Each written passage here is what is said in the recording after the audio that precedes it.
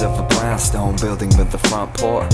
Mandevilla vine wound around the rung. Summer dresses on a bedroom floor. You pressed close enough to me to feel the breath in my lungs. And then we walked down Lyndale, almost lockstep. Not too slow, but just enough for progress.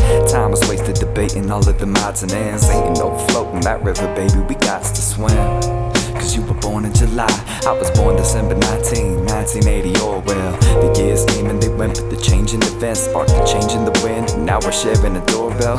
We went back to the haven that we created, and later we laid in the shade with lemonade in the backyard. The sun faded, and when I looked at the paper, it's 20 years in the future. I knew we would make it that far. I knew we would make it that far. Love, I knew we would make it that far. I knew we would make it that far. Yes, I knew we would make it that far. I knew we would make it that far. Love, I knew we would make it that far.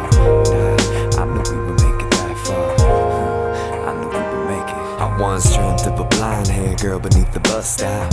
We were both still young with eyes bright. Somebody told me that she lived around the corner. I was knocking on the door like, hey, do you wanna ride bikes? But when the summer seemed to smother under winter, my mother would make me bundle up with gloves and cover up my fingers. But she had none, but we were playing make-believe. And when I tried to hold her hand, that's when she ran away from me. Damn, that was my first bee sting.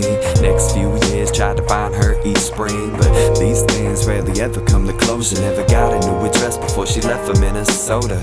I don't suppose you know we're in, it's just coincidence. But if it's what I think it is, then this could be the start. The only difference is I never really knew her till 20 years in the future. I knew we would make it that far.